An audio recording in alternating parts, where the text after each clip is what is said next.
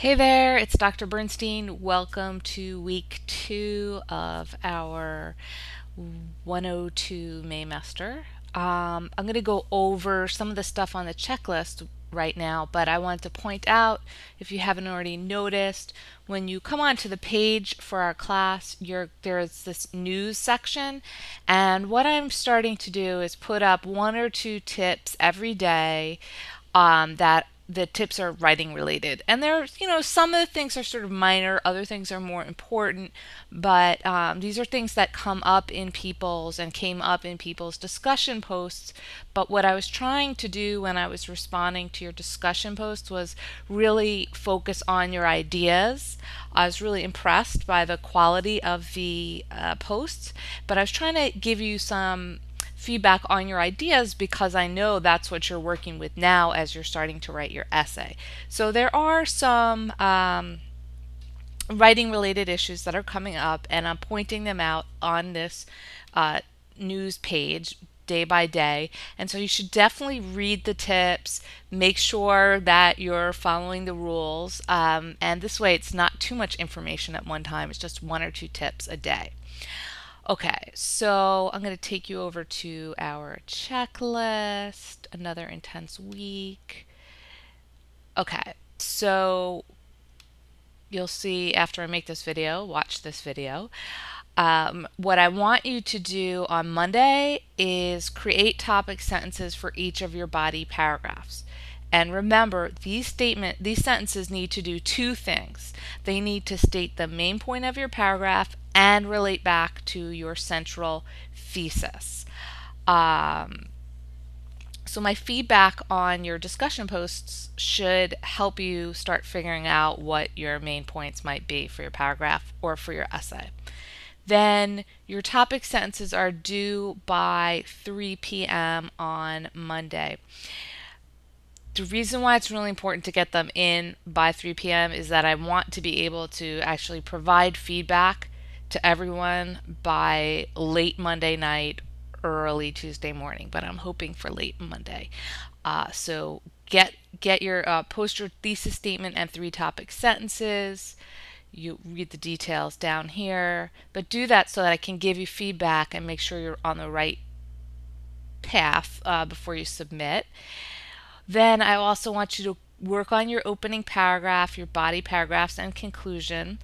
That should take maybe about 2 hours, maybe more. But really start working on the writing, the shaping of the material that you already have. So that's what the point of the discussion post last week is, to really get material, written material that, just like a sculptor, now you've got your material and now you can start shaping it and developing it. I also want you to indulge your voyeurism, your curiosity, and read all of your fellow classmates' posts and my responses to them. And I think you should do that even for discussion post number 1. You might not have time to read everyone's posts, but I think it's really valuable to see how many different ways there are of approaching two questions. The two questions I asked, people came up with lots of different angles and perspectives, and I really think you can learn a lot from looking at other people's writing. It's not about stealing from people or anything like that, but learning and seeing how other students are actually doing things, and take a look at my feedback on it. On them. So you can do that for discussion post 1, and you should definitely do that for discussion post number 2.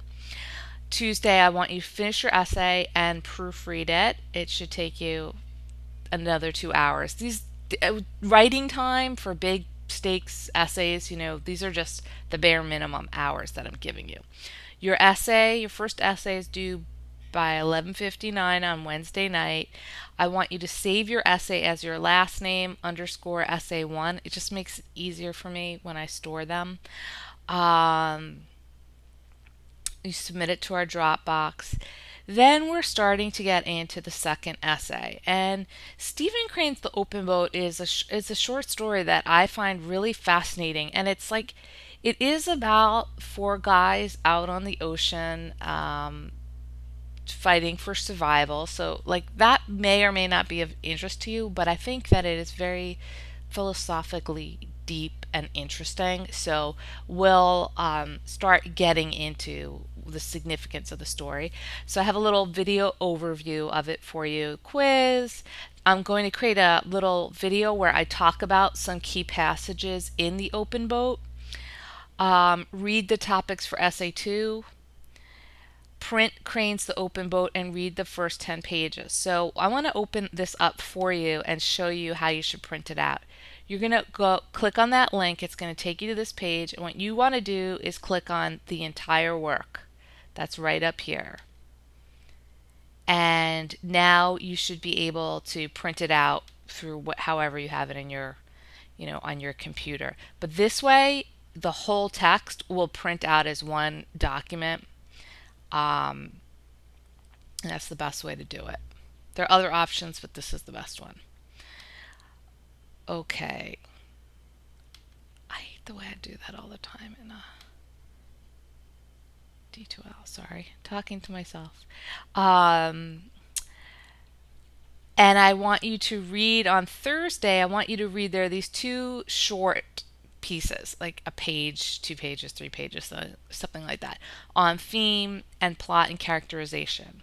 It's really important, will help you. You can use this material in your essay, and it will help you really start thinking more deeply about some literary issues related to Crane's story.